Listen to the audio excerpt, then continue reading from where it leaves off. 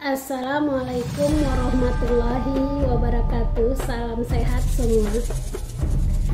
Adik-adik, ini ada kisah inspiratif resep bahagia. Ada seorang raja yang sedang termenung melihat taman di depan istananya.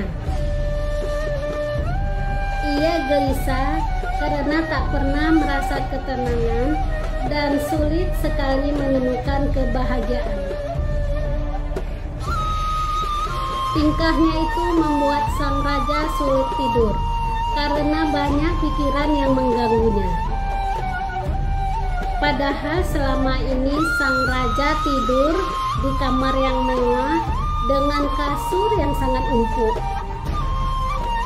Perlahan kesehatannya pun semakin menurun. Suatu ketika di tengah lamunannya, sang raja melihat tukang kebun istana sedang bekerja dengan raut wajah yang terlihat gembira. Dan ketika raja perhatikan, tukang kebun itu setiap pagi datang dengan senyuman dan pulang pun dengan keceriaan. Padahal sang raja tahu gaji sang tukang kebun itu sangat pas-pasan. Rumahnya pun sangat sederhana. Namun demikian, di wajah sang kebun tersebut tak pernah tampak kesedihan. Sang raja pun heran melihat sang kebun tersebut. Seseorang yang dinilainya tak pernah kegalauan di dalam hidupnya. Meski pada kenyataannya ia merupakan seorang miskin. Berbeda dengan sang raja yang memiliki segalanya. Tapi anehnya, ia justru merasa hidupnya hampa, tidak tenang, sehingga dampaknya ia sulit merasakan kebahagiaan, sehingga kesulitan untuk tidur. Setelah merenung, sang raja pun memanggil penasehatnya yang bijak dan bertanya, "Hai penasehatku, telah lama aku hidup di tengah kegelisahan. Padahal aku memiliki segalanya. Tapi aku sungguh heran melihat tukang kebun itu. Aku perhatikan tak pernah tampak kesulitan di wajahnya. Kadang-kadang ia tertidur di bawah rindangannya pohon, seperti tidak ada beban di dalam hidupnya. Padahal dia tidak memiliki apa-apa."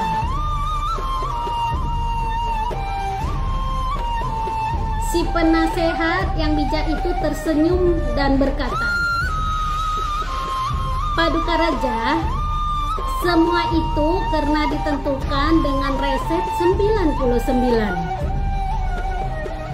Bila tukang kebun itu terkena resep ini, maka hidupnya pun akan gelisah dan dia tidak akan bisa tidur."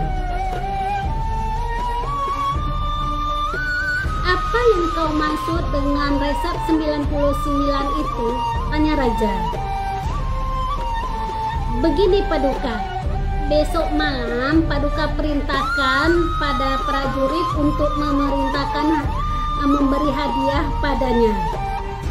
Sediakan sebuah kotak dan tulislah 100 keping emas.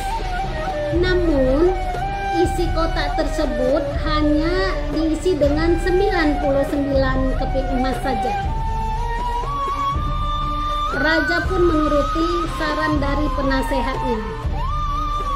Ketika hari mulai gelap, prajurit mengetuk pintu rumah tukang kebun ini dengan membawa hadiah dari sang raja. Si tukang kebun membuka pintu rumahnya dan terkejut melihat prajurit membawa kotak hadiah yang dibawakan dari sang raja yang diberikan melalui prajurit. Ya, sampaikan terima kasihku kepada sang raja, jawab si tukang kebun, merasa kegirangan melihat 100 keping emas. Belum pernah ia melihat atau mendapatkan hadiah sebanyak itu. Ia segera membawa masuk kota itu dan segera menghitung dengan anaknya. Ketika menghitung sampai 99, sang kebun merasa aneh. Jumlah keping emas yang di dalam isi kotak tersebut hanya 99 aja. Ia pun menghitung lagi terus menerus, tetapi hanya 99, dan hasilnya tetap 99 keping emas.